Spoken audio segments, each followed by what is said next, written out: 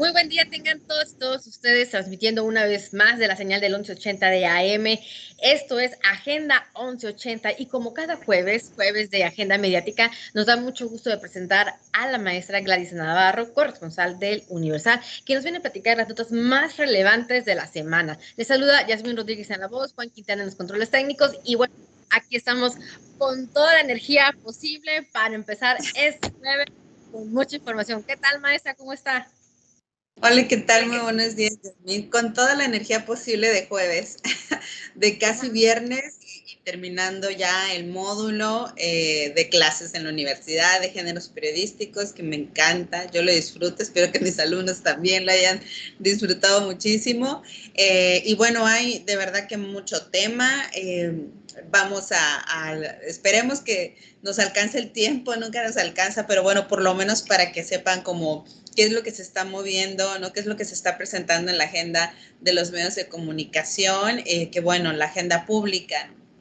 Y pues arrancamos en esta semana que hay muchísima información. Sin duda creo que lo que está dominando la agenda nacional, y por supuesto que es un tema que trasciende, ¿no? Que es a nivel internacional, y es el caso de los Pandora Papers, ¿no? Y cómo, pues a partir de este escándalo, ahorita voy a leer Las notas.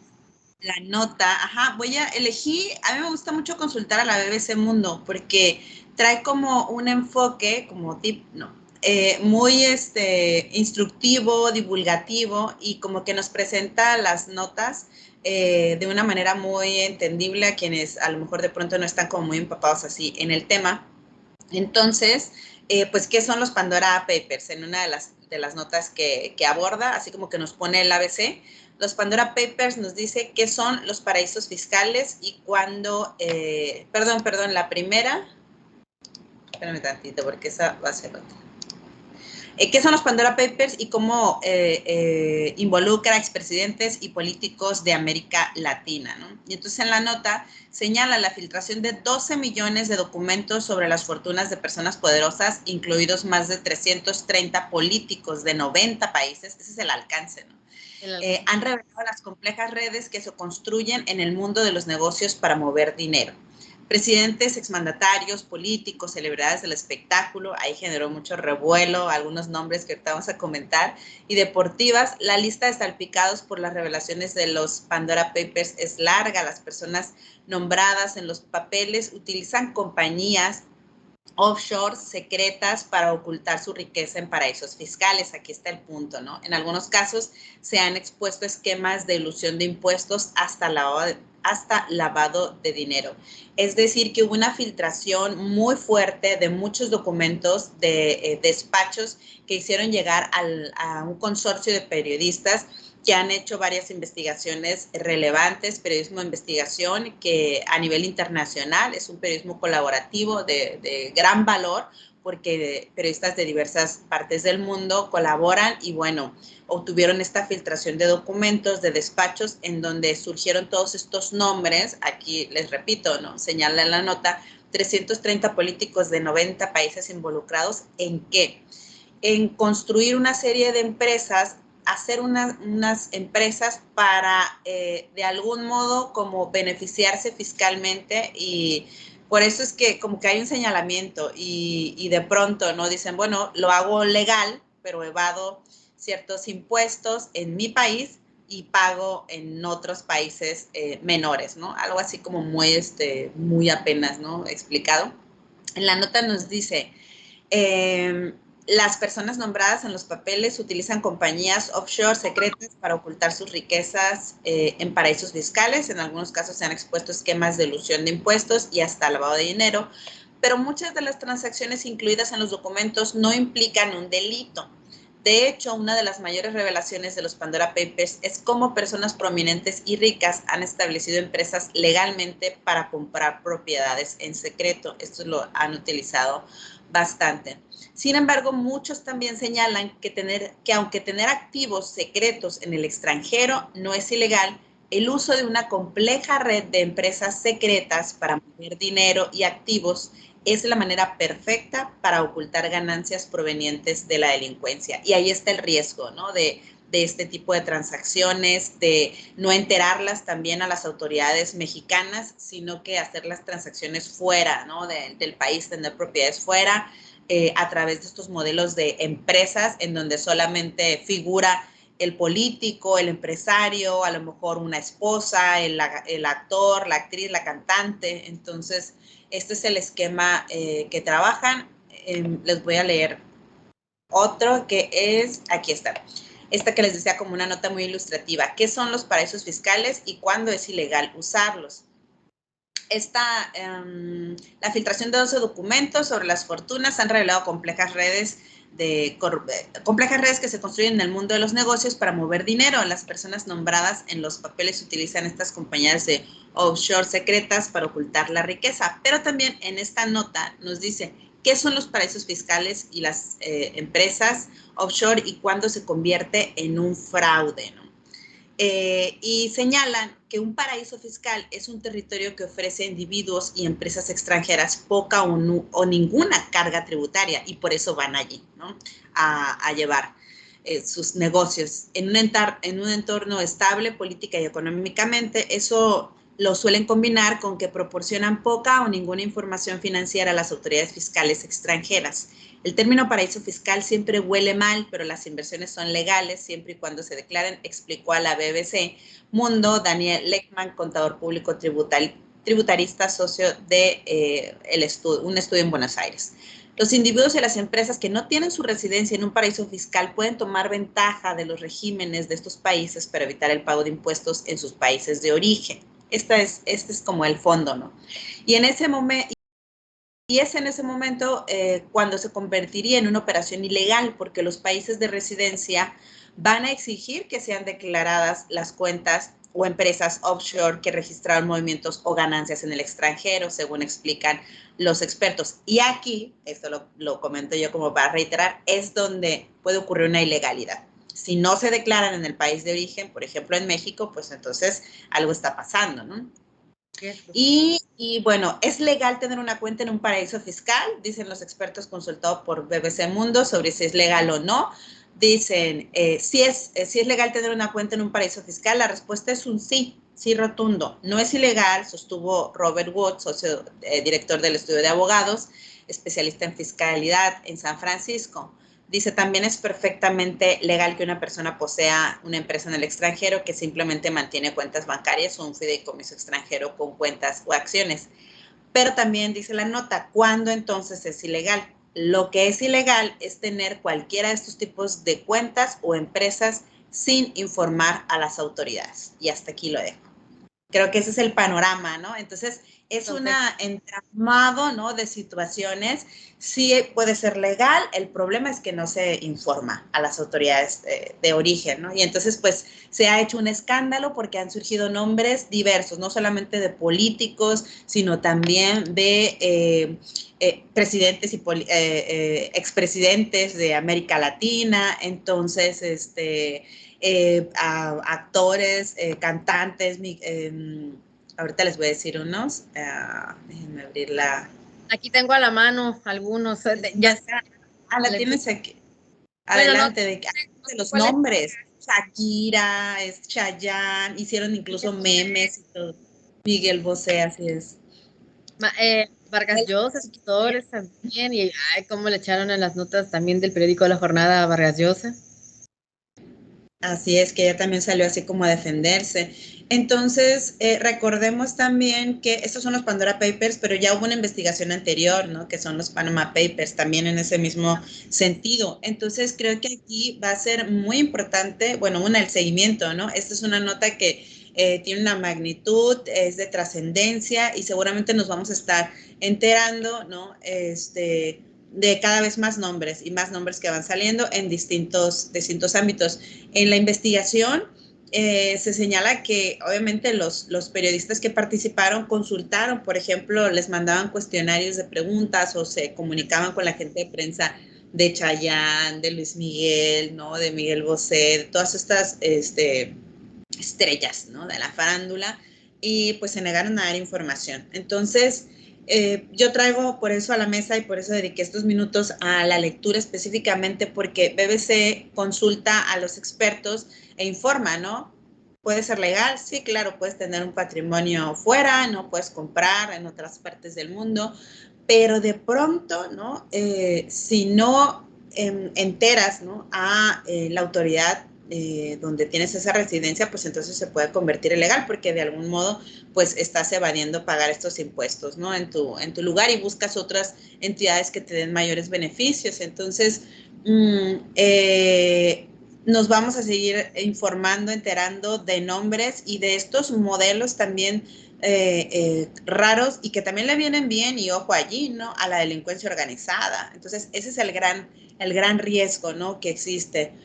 En el menor de los casos, yo diría, como muy de forma aventurada, pues las farándulas no son delincuentes, ¿no? O sea, digo, las estrellas de la farándula pues no son delincuentes, ¿no? Tienen mucho dinero, y yo podría entender, ¿no? Que pues quieren que Hacienda le quite lo menos posible, pero hay otros nombres involucrados también, Bueno, porque políticos, como y además las relaciones que pueden tener estos políticos con otros grupos, ¿no? Y ahí viene incluso con grupos de la delincuencia organizada. Definitivamente necesitamos transparencia, claridad, y pues eso, ¿no? Que se siga informando. ¿Ibas a comentar algo más, Ana? sí, que estaban, pues bueno, más que nada también los empresarios mexicanos que están puestos, ya no sé si decir los nombres, pero bueno, aquí está, menciona Germán Larrea, está, Sí. Alberto Bailer, es el de Totalmente Palacio, lo ponen aquí en la jornada, ¿no? Y bueno, Sí. está también la comunicación, está también la empresaria, ¿no? También muy famosa, que tenía una bronca con López Dóriga, ¿no? No sé si recuerdas, y también nos hace es María Asunción Aramburuzubala. Entonces, a ella, ahora sí que los políticos, ¿no? Sobre todo, cómo les están pegando también desde ese sentido. Y también que también el encargado de la UIF, ¿no? Santiago Nieto, pues que obviamente pues cobra mucha relevancia por lo que sucede dentro de este gobierno, quienes están implicados, sobre todo que cero tolerancia y empezar estas investigaciones, ¿no? Bueno, desde la parte, desde aquí, ¿no? ¿Quiénes están relacionados? Por de ahí lo que lo comento. Exacto, y nada más como para agregar, ¿no? Tres actuales jefes de Estado de América Latina figuran en los Pandora Papers, nos dice la BBC. Es Guillermo Lasso, presidente de Ecuador; Sebastián Piñera, presidente de Chile; y Luis Abinader, presidente de República Dominicana. O sea, a ese nivel, ¿no? Entre las mayores revelaciones de los Pandora Papers muestran que el rey de Jordania, por ejemplo, amasó en secreto cerca de 95 millones en propiedades en Reino Unido y en Estados Unidos, pues. Y bueno, de los cantantes, pues ya decíamos, ¿no? Shakira, Miguel Bosé, Julio Iglesias, Luis Miguel, Chayanne, en fin, todos estos nombres. Y bueno, sí le tocará a las autoridades en México pues empezar a revisar, ¿no? A ver cómo andan en este tema, en sus declaraciones y demás. Aquí las figuras y demás. Vamos a compartir la transmisión. Y pues bueno, ese es el tema que ahorita es el escándalo. Yo platicaba con mis estudiantes de géneros, pues como ejemplo, ¿no? De cómo el periodismo pues nos debe servir. El periodismo debe ser útil, y bueno, como también hay una tendencia a hacer periodismo de colaboración, periodismo colaborativo, y justo a partir de esto, pues podemos enterarnos, ¿no? Si no fuera por estas filtraciones, esta además verificación de información, este cruce de fuentes que se realiza, ¿no? Esta investigación con tanto rigor, tan minuciosa. Es bien importante porque, bueno, aquí el dato que se tiene, ¿no? Que aproximadamente trabajaron 600 periodistas de 117 países, y bueno, eso lo da a conocer, ¿no? El Consorcio Internacional de Periodistas de Investigación. Entonces, imagínate todo lo que se recabó y bueno, cómo lo fueron empleando al llamado periodismo colaborativo, que bien lo estás aquí mencionando. Así es. Y hago mucho énfasis en esto, ¿no? De pronto también tenemos una sociedad que cada vez más exige, ¿no? Es crítica, exige exige a sus gobiernos, a los tomadores de decisiones y a los medios de comunicación también. Nos toca de pronto recibir como estas críticas, ¿no? De por qué no se informa, qué no se dice, por qué se calla. Bueno, hay mucho trabajo todavía por hacer, pero se están haciendo muchas cosas, ¿no? Y hay muy buen periodismo, hay periodistas independientes que están trabajando en los estados, que están investigando, que están haciendo periodismo colaborativo, que están tejiendo redes. Entonces, pues aquellos que de pronto solamente ven también como que el lado oscuro, ¿no? De cómo durante mucho tiempo, pues la prensa ha acompañado al poder y le ha servido al poder. Creo que este tipo de investigaciones nos regresa y nos reafirma, ¿no? La importancia de que la prensa sea contrapeso y que pueda ocurrir esto, ¿no? Que nos estemos informando de este tipo de triangulaciones, de negocios y donde si se sigue escarbando, a lo mejor ya se encuentran ilegalidades, ¿no? Aunque de entrada, pues hay cuestionamientos sobre a lo mejor qué tan ético, ¿no? Sería sacar el dinero de tu país y poderlo invertir en otro. Entonces, bueno, pues este tema va a seguir dando mucho de qué hablar, está allí en la agenda y tenemos otro tema que es la reforma eléctrica, la presentación de la reforma eléctrica del presidente Andrés Manuel, que bueno, ha generado bastante también revuelo y aquí ahorita les voy a presentar la nota, vamos que con las otras, ok. Bien, en la nota del Economista nos dice también, el ABC de la reforma eléctrica, ¿qué es y qué cambios propone?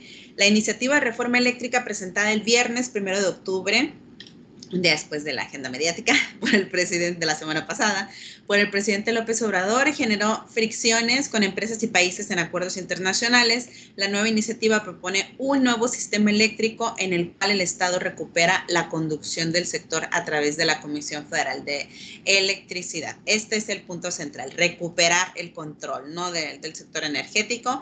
Y a mí me gustó el infográfico que realiza el medio, ¿no? El Economista presenta pues esto en una infografía, el ABC señala cuáles son las modificaciones legales que plantea y cuáles serían estas. Los cambios a los artículos 25, 7 y 28 constitucionales con la intención de regresar a la CFE el monopolio en la comercialización de energía eléctrica y acotar así la participación de los privados en la fase de generación. Y esto es parte de lo que ha generado como mucha controversia, ¿no? Porque se ha criticado esta política del presidente Andrés Manuel de querer concentrar, hay quienes incluso han señalado, es como una expropiación, ¿no? O sea, ya yéndose a esos terrenos. ¿Qué más nos dice? En el ABC de la reforma eléctrica presentada se toparía al 46% la contribución de los privados a la generación de la energía eléctrica nacional. La generación privada únicamente podrá ser vendida a la CFE y esta será la única que podrá comercializar el fluido eléctrico. ¿Cuáles serían sus implicaciones en el sistema eléctrico nacional? Modifica el criterio de despacho de energía eléctrica y cancela permisos otorgados a los privados, revierte la separación horizontal y vertical de la CFE, elimina certificados de energía limpia, desaparece, eso es algo importante, desaparece la Comisión Reguladora de Energía y la Comisión Nacional de Hidrocarburos, incorpora el Centro Nacional de Control de Energía, establece la explotación, esto también lo ha destacado el presidente, establece la explotación de litio como una actividad exclusiva del Estado. ¿Cómo impactaría la actividad a los privados? Únicamente podrían vender la electricidad, como decía, a la CFE a través de nuevos contratos que sustituirían el régimen de productores independientes de energía, desaparecerían las sociedades de autoabasto que le permitieran a las empresas asociarse para construir centrales eléctricas y autoabastecerse en el mercado eléctrico mayorista, en el que grandes generadores y consumidores de electricidad podrían realizar transacciones. ¿Cómo impactará a la CFE? Sería de nuevo cuenta la CFE la única comercializadora de electricidad del país y de nuevo la administradora del sistema eléctrico nacional. Pues se recuperaría el control del SENACE.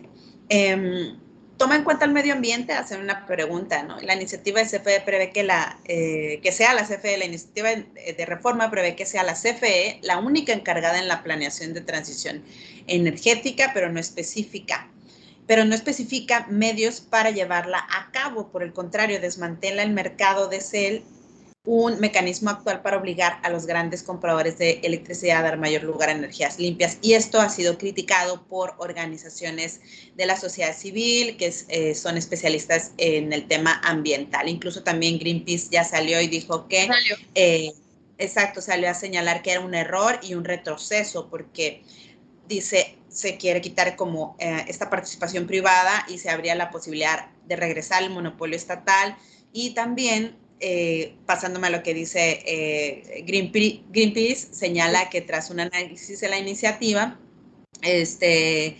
solamente sería la nación el área estratégica de electricidad y que no se podría, esto implica, dice, generar, conducir, transformar, distribuir y abastecer la energía eléctrica, lo cual cancela definitivamente la posibilidad de desarrollar proyectos de generación comunitaria, como que ese es el enfoque que le preocupa, ¿no? A Greenpeace. Señala que estas modificaciones pueden tener implicaciones en la generación distribuida, ya que al otorgar el Estado la exclusividad para la generación se cancelaría esta posibilidad de que los privados, incluidas las personas en sus casas, hace énfasis en esto, puedan generar electricidad, regresando al esquema de monopolio estatal. Aquí, ¿qué es lo que está, digamos, sucediendo y un poco en las mesas de análisis, ¿no? De revisión? Se presenta esta reforma y, en principio, esta reforma obedece a un compromiso presidencial. Es decir, el presidente prometió en campaña y forma parte de su proyecto recuperar el control, ¿no? Que el Estado tenga el control de la energía, porque hay que recordar, hay que poner en contexto ¿qué ocurrió? Esto vendría a ser como una contrarreforma. Si recuerdas, en el gobierno de Peña Nieto, pues se realizó la reforma eléctrica muy cuestionada y hoy por hoy justamente muy señalada porque incluso nos enteramos con investigaciones periodísticas también, pues de cómo se entregaron también moches, ¿no? Dinero justamente y bueno, con todo esto de la detención del director de Pemex, ¿no? Y todas las declaraciones que han surgido, se pagó a los diputados para que votaran a favor de la reforma eléctrica, ¿no? Con la cual además se vendió una idea de que iba a beneficiar a la población y que que iban a bajar significativamente los costos de la luz, ¿no? Básicamente eso se vendió. ¿Quieres que baje la luz? Pues entonces que se tiene que aprobar la reforma y va a haber una modernización. Y eso no ocurrió, los expertos en ello señalan, ¿no? No ocurrió como tal, es decir, hoy por hoy la ciudadanía no observa, ¿no? Que haya tenido una repercusión directa, exactamente un cambio, pero además lo que sí observamos también y nos enteramos es esto que les comentaba, nos enteramos de cómo se condicionó el voto, ¿no? Con dinero se les pagó y esto nos enteramos precisamente por el proceso judicial contra el director de Pemex, entonces Emilio Lozoya. Así es que viene esta reforma como parte del compromiso de campaña del presidente Andrés Manuel como una visión de gobierno, es decir, con independencia de que alguien diga está bien o está mal, forma parte o va alineado a su política, ¿no? De que sea el Estado quien tenga el control sobre estos recursos, no del Estado, y en este caso sobre la generación de energía. Sin embargo, aquí también otro enfoque que ha estado haciendo mucho ruido es, sí, es la política del presidente, está alineado a los propósitos de la cuarta transformación, pero también tendría implicaciones en el ámbito internacional. Por lo menos habría ahí algún jaloneo porque se estarían viendo, dicen los expertos, afectados intereses de empresas extranjeras, ¿no? Que han invertido también en este sector en México. Entonces podría haber algunas implicaciones también en los tratados de comercio, ¿no? Internacionales. Así es que se prevé, señalan algunos, que incluso pueda haber algunos recursos legales contra México si se aprueba esto. Una nota que también revisé de expansión que trae en su agenda señala varias claves para entenderla y entre ello también creo que es importante entenderla en el contexto político. Hay quienes advierten, y creo que también lo deja un poco ver también esta nota, que esta no sería como más allá de la reforma al sector eléctrico, es una reforma también de carácter político o con muchas implicaciones políticas. ¿Por qué? Porque ya de entrada pone en jaque al PRI y ya lo puso en jaque. Seguramente viste cómo tuvo que salir el dirigente nacional a decir, a ver, a mí nadie me condiciona porque el PAN salió también a hacer unas declaraciones, ¿no? De que estaban con ellos en alianza o no. Es decir, hay que recordar que hay una alianza, ¿no? Por México, exactamente, entre PRI, PAN, PRD, que fue una alianza electoral y que han señalado y que señaló el PAN recientemente, no solamente fue una alianza electoral, es decir, en todas las políticas, pues en las tomas de decisiones. Y entonces el PRI dijo, yo tengo que revisar. Y lo que ocurre es que al interior del PRI hay varias fracciones también, o por lo menos dos visibles, ¿no? Los tecnócratas, como le llama el presidente, y los que no lo son. Incluso el presidente llamó también a quienes no son, a quienes todavía dice recuperan el espíritu del expresidente Lázaro Cárdenas, ¿no? La importancia de los bienes nacionales, de tener la rectoría de los bienes nacionales y que con ello, pues eso, no se esté entregando al extranjero y por lo tanto los beneficios se queden aquí, sean pues estos mayores beneficios para la ciudadanía. Llamó a estos sectores de priistas. Entonces, por eso es que muchos analistas también están observando, yo coincido, ¿no? Que esta también es una gran reforma, pero política, que tiene implicaciones políticas y además que el presidente podría estar, o sea, estratégicamente también utilizando esta reforma, que si bien es cierto, viene a cumplir con el compromiso, ¿no? De rescatar a la CFE y de echar abajo todo lo que significó la reforma eléctrica, incluyendo los hechos de corrupción, de cómo se logró. También está viendo, me parece, el presidente todas las implicaciones políticas, y es romper la alianza PRI, PAN, PRD, de cara también a las próximas elecciones. Estamos en la mitad a la mitad de camino, ¿no? A la mitad de su camino y ya hubo este primer ejercicio también, ya se presentaron como alianza estos partidos y también está entonces tambaleándose. Hay una nota que me parece importante, la leí del País en la sección de México y justamente presenta este panorama, ¿no? Dice, la reforma eléctrica de López Obrador abre una grieta en el PRI. Acorralado por las presiones del presidente y la oposición, voces de peso dentro del propio partido cuestionan también la ambigüedad con la que la dirección ha recibido la iniciativa que borra del mapa, y esto es lo relevante, el modelo de Peña Nieto. Es decir, si pasa esta reforma, pues estaría borrando justo esto que se impulsó en el gobierno de Peña Nieto, ¿no? Y un poquito de lo que dice la nota es que abrió esta grieta, que fue acorralado por presiones de todos, desde todos los flancos, desde el presidente ahondando en la polarización para intentar llevar a su terreno el debate sobre el nuevo giro estatista. Los legisladores, cita, van a decidir si están a favor del ciudadano o de las empresas con intereses creados. Esto fue lo que dijo el presidente en la mañanera, ¿no? De la oposición avisando que el futuro de la alianza de los tres partidos PRI, PAN, PRD contra Morena dependerá de la posición de cada uno en esta reforma, y más presión desde dentro de la propia formación tricolor con voces de peso que ya rechazan frontalmente dar su apoyo a un plan que significaría borrar del mapa gran parte de la reforma energética impulsada por Peña Nieto en el 2013, una de las banderas de aquel entonces nuevo PRI, ¿no? Si recordarás, tuvo toda una campaña había una renovación. Entonces, el diario El País señala como contexto el histórico partido mexicano que gobernó sin interrupción durante más de 70 años está en el centro del huracán. Los resultados de las elecciones de junio, que dejaron a Morena solo con la mayoría simple de mano de sus socios, le han otorgado una posición estratégica como tercera fuerza parlamentaria, clave para alcanzar la mayoría calificada que abre las puertas de las reformas constitucionales. Aquí me gustaría acotar a mí que esto es así y por qué como el foco sobre el PRI, porque el presidente no tiene mayoría. Eso es parte de lo que ocurrió después de pues estas elecciones. Entonces necesita, forzosamente, por eso es que está llamando a esta parte del PRI, ¿no? Que rechazaba las reformas, que rechaza este modelo tecnócrata. Entonces necesitará esos votos para que pueda pasar. El objetivo, continúa un poquito con el contexto que presenta El País. El objetivo número 1 de López Obrador, de momento, la dirección del PRI ha mantenido una meditada ambigüedad, abriendo la posibilidad tanto a negociar con el gobierno como con la oposición de aquí al final del sexenio. Un difícil equilibrio que busca mantener la influencia perdida durante los últimos años, pero que ya le está empezando a costar caro tanto dentro como fuera, porque obviamente hay, esto lo digo yo, muchas divisiones. Y creo que eso también se está marcando en los estados, en donde están como a la espera de qué tipo de posición de oposición van a ser.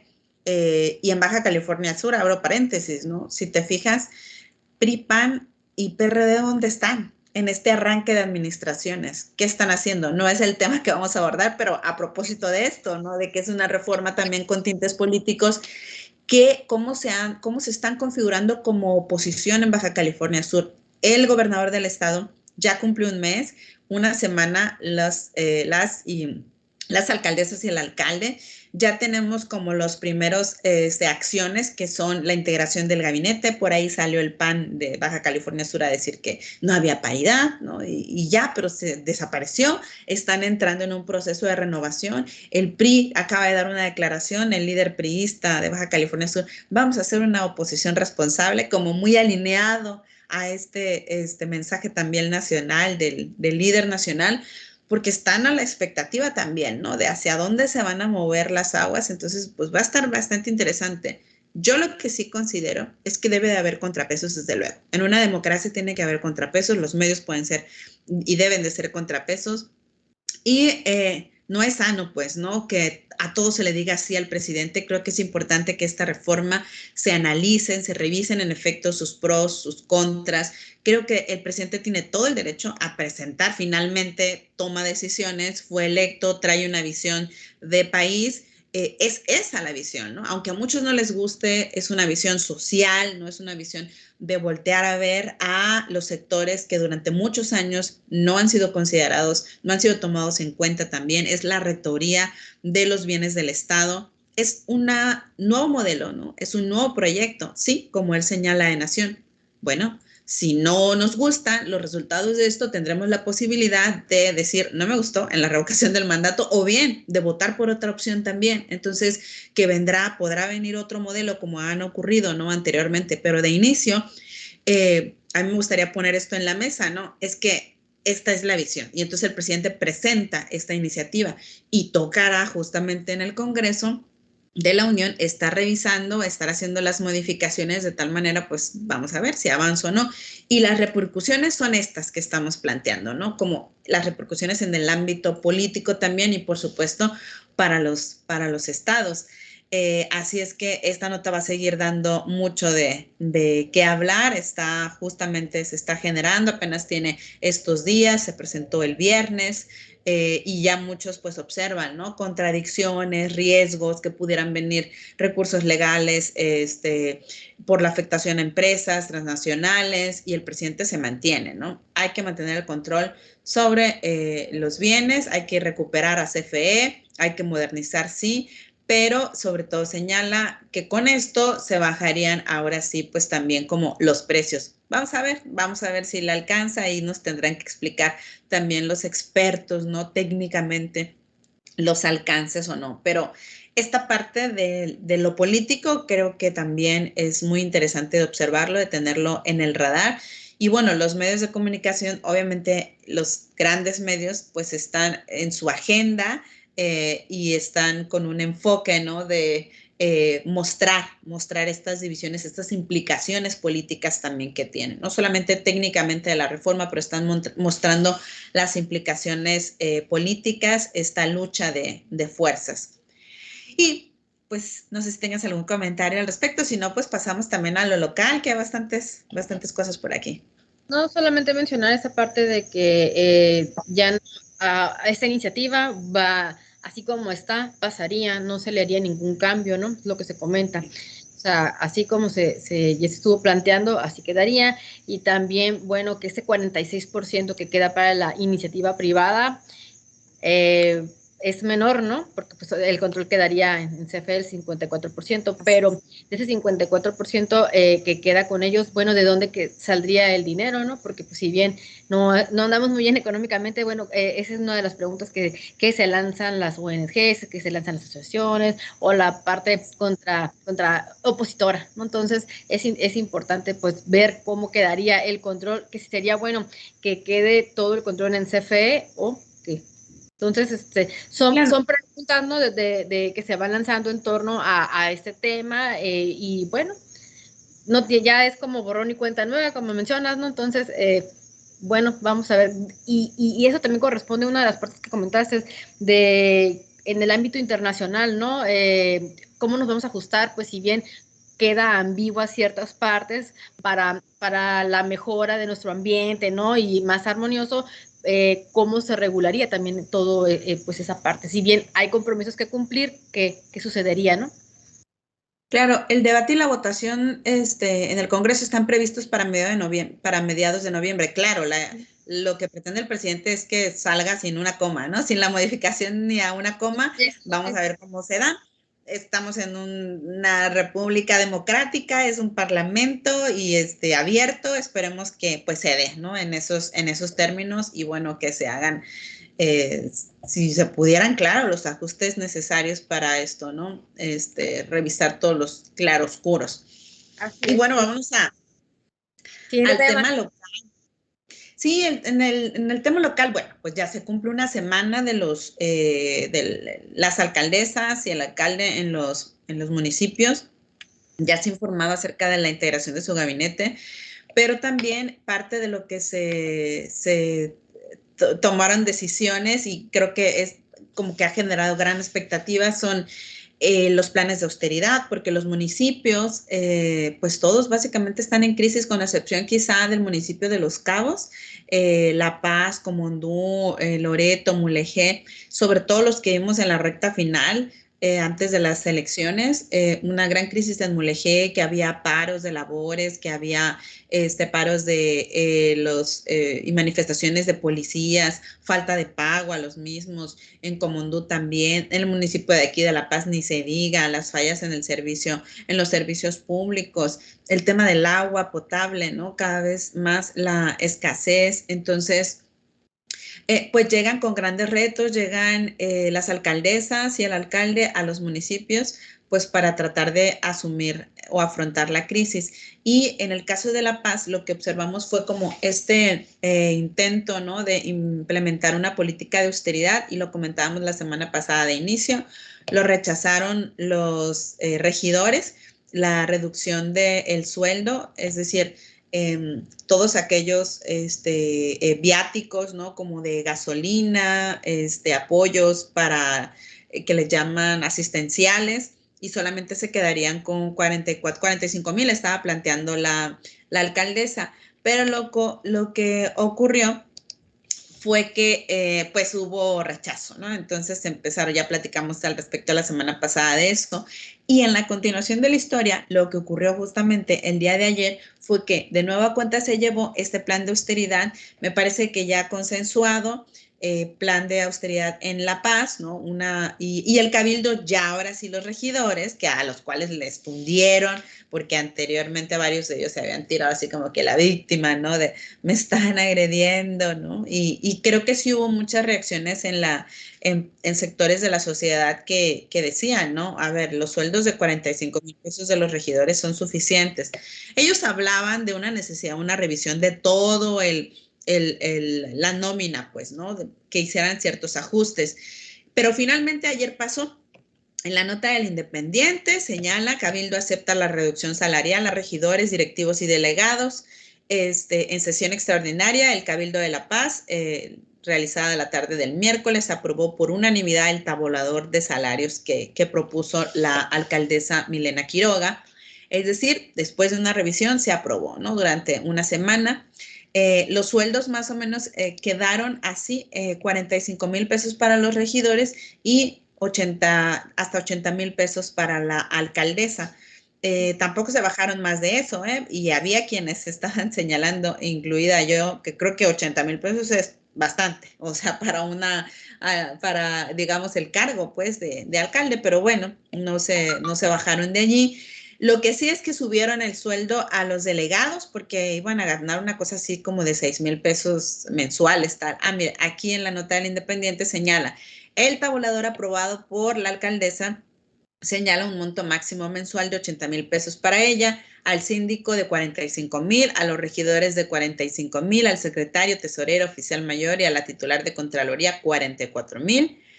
A 10 directores generales, 40,000, a los directores de área, 30,000, a los 22 subdirectores, 25,000, a 24 coordinaciones, 20,000, a cada uno, claro, a 53 jefes de departamento, 18,000, y a los delegados y delegadas, titulares de delegaciones, 18,000, porque tenían de verdad que un sueldo, o sea, mínimo, ¿no? Y a los 44 subdelegados, 8,500. Entonces hubo este ajuste. La alcaldesa señaló que ya no va a haber bonos, que no habrá gasolina, que no hay apoyos adicionales, que esto ya lo hicieron público. Dice no porque no se quiera, sino porque definitivamente no hay. Y vinculado a esto, bueno, pues hasta ahí quedó. Así va a ser el plan, el programa de austeridad que plantea la alcaldesa, pero también el día de ayer surgió otra nota y fue la que dieron los diputados, digamos como que en esta línea de la 4T de cumplir con la austeridad, los diputados informaron en conferencia de prensa que ya acordaron, que no fue una sesión, ¿no? O sea, es decir, informaron que entre ellos ya llegaron a un acuerdo de renunciar a bonos y privilegios y su sueldo quedará de 88,000 pesos mensuales. Aquí un poco hago paréntesis. Si mal no recuerdo, el gobernador dijo que ganaría 80,000 pesos y que nadie debería de ganar más que él. Entonces, si los diputados ganan 88, estarían ganando más que el gobernador. Vamos a corroborarlo. Pero lo que ayer informaron las y los diputados fue que llegaron a ese acuerdo de el sueldo de 88,000 pesos sin bonos ni recursos adicionales. ¿Qué quiere decir esto? Que ellos encontraron esta legislatura, que la legislatura pasada, las y los diputados, a pesar de que habían informado, y me tocó hacer la nota, de que este sueldo les quedaba en 88,000 pesos, tenían percepciones adicionales, como 100,000 pesos por presidir una comisión, 100,000 pesos por presidir otra comisión. Entonces, había sueldos de diputados y diputadas que llegaban hasta los 300,000 pesos mensuales. Entonces, de verdad era como un insulto. Según lo que informaron ayer en conferencia estos diputados, encabezados por el diputado José María Avilés, que es el presidente de la Junta de Gobierno y Coordinación Política, dijo que la totalidad de los diputados y diputadas ya se comprometieron con esta política de austeridad y uso eficiente del gasto público. Señaló que se eliminan del presupuesto destinado para todos las asignaciones conocidas como bonos, fondos de retiro, también tenían fondo de retiro, recursos adicionales por presidir Junta de Gobierno, Comisión de Cuenta, Presidencia de la Mesa Directiva y del resto de las comisiones legislativas. Todos van a tener el mismo sueldo. Ya no va a haber unos que ganen más, otros que ganen menos, y estas como compensaciones, como si ese otro trabajo fuera más, ¿no? Les daban anteriormente. En la conferencia de prensa se les preguntó si ya sabían cómo iban a redireccionar estos recursos. Dijeron que todavía no, pero iban a buscar que se aplicara para programas sociales, es decir, que se reintegrara este recurso que van a dejar de recibir a la sociedad. Y pues vamos a ver. Aquí el asunto es que creo que hay mucha todavía desconfianza y con justa razón de la ciudadanía, ¿no? Es decir, o por lo menos de amplios sectores de la ciudadanía, desconfianza entre las y los legisladores, quizá por el ejercicio de la legislatura anterior, seguramente porque, como les recuerdo, ¿no? Los diputados y diputadas ya habían informado que habían realizado una reducción de sueldo hace 3 años que nunca se logró, es decir, fue una simulación porque recibían por otras vías, es decir, por otros conceptos como esto, fondo de retiro, apoyo social, por presidir comisiones, etcétera. Entonces, eso de que recibían 88,000 pesos, pues por lo menos la mayor parte no. Y justamente eso dijo el diputado Rigoberto Mares del PAN, que este acuerdo que lograron todas las fuerzas políticas, es decir, que de todos los colores se pusieron de acuerdo, era justamente también como con la idea de recuperar esta confianza, ¿no? Esta credibilidad en la ciudadanía de este ejercicio que ellos van a realizar, que van emprendiendo. Pues es una primera acción, se presentan, se muestran así, con ese compromiso, vamos a darle seguimiento, seguramente va a estar en la agenda de los medios de comunicación, para ver si se cumple, si no se cumple, y pues eso es como el arranque. En el caso de los municipios ya hubo esta reducción en el municipio de La Paz. Vamos a ver qué va a pasar en el de Los Cabos, en el resto, de verdad que tienen una situación complicada. Se le han hecho saber al gobernador, el gobernador las ha apapachado mucho, ¿no? A las alcaldesas, al alcalde de Los Cabos, señala que va a estar allí comprometido, pero pues definitivamente, como decía la semana pasada, tiene que haber un ejercicio también de muy buena administración en lo local, porque no pueden estar los municipios solamente dependiendo de los recursos federales o del rescate, ¿no? Del gobierno del estado. Entonces creo que es importante el apoyo que tenga el gobierno estatal, pero pues necesita haber digamos, las finanzas sanas, ¿no? Y un ejercicio administrativo mucho más eficiente. Esperemos saber que la alcaldesa, las alcaldesas y el alcalde, pues todos muestren ello, ¿no? En el gobierno del estado también, otra de las notas que nos informaron vinculado a esto es que no se van a crear nuevas plazas y que todavía se está revisando este tema de las nóminas, ¿no? De los trabajadores de confianza, a ver cuántos se quedan, quiénes se van. Ya ha habido despidos y pues esto tiene que hacerse, digamos, una organización, sobre todo en los municipios, porque nos han informado que en los municipios, en las administraciones pasadas, se incrementó la nómina de verdad de una manera significativa. Es decir, que los alcaldes permitían el ingreso, ¿no? A la nómina, contrataban, y la verdad es que sin justificación en muchos casos. O sea, había muchos aviadores, gente que iba, cobraba y no trabajaba. Muchos familiares de los alcaldes que entraron también, conocidos, amigos, quizá el pago de cuotas, ¿no? De los partidos políticos, de las campañas donde hubieran trabajado estas personas, en fin, todo eso se tiene que limpiar, se tiene que revisar, transparentar. Creo que en esa parte están los municipios, los gobiernos locales, y sobre todo en buscar la credibilidad de la ciudadanía, porque si hay alguna figura de gobierno que está desacreditada, pues me parece que son los diputados y diputadas. Es decir, mucha de la gente de verdad que los cuestiona severamente, ¿no? Y en muchos casos con razón. Y también creo que los cabildos necesitan recuperar la confianza de la ciudadanía, y vamos a ver si con estos planes de austeridad pues dan como este primer paso, ¿no? Así y es. hasta aquí nos quedamos. Información este jueves, como siempre, y aquí la compañera Gladys Navarro nos haciéndonos hincapié, sobre todo para mantenernos informados e informadas de lo más relevante en el entorno social, político, económico, local, fíjense usted, local, nacional e internacional. Así que, ¿qué más puede pedir en este jueves a punto de finalizar la semana, ¿no? Muchísimas gracias, maestra. La esperamos con mucha la próxima semana con más información, y gracias por dedicarnos a este espacio. Un gusto. Hasta luego. Hasta luego. Y bueno, aquí cerramos la información relevante de esta agenda mediática, no sin antes comentarles brevemente, ¿no? Que mañana, a ver si puedo abrir no puedo abrir como siempre, hay problemas que tengo con el internet, es de que mañana les invitamos, ¿no? A todos y todos, a la comunidad universitaria, ¿no? Académicos, administrativos, estudiantes, ¿no? Para que puedan seguir la charla virtual titulada Rol de la vacunación contra el SARS-CoV-2 para el control de la epidemia COVID-19.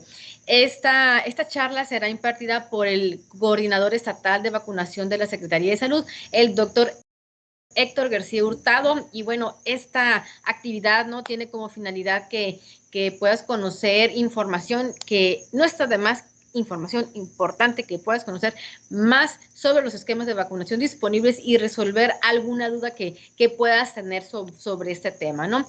¿Cuándo y dónde? Bueno, será por el Facebook de la Universidad Autónoma de Baja California Sur a partir de las 11 de la mañana, en punto en punto de las 11 de la mañana, mañana viernes 8 de octubre. Recuerda, a través del Facebook de la Universidad Autónoma de Baja California Sur. Les estaremos esperando. Cualquier duda, bueno, déjenos el mensajito vía inbox, vía, pues, en la transmisión, y eso es todo. Gracias, Juan Quintana, en los controles técnicos. Yasmín Rodríguez les acompaña en la voz. Recuerda, seguimos con más música a través del 1180 de AM y mixlr.com.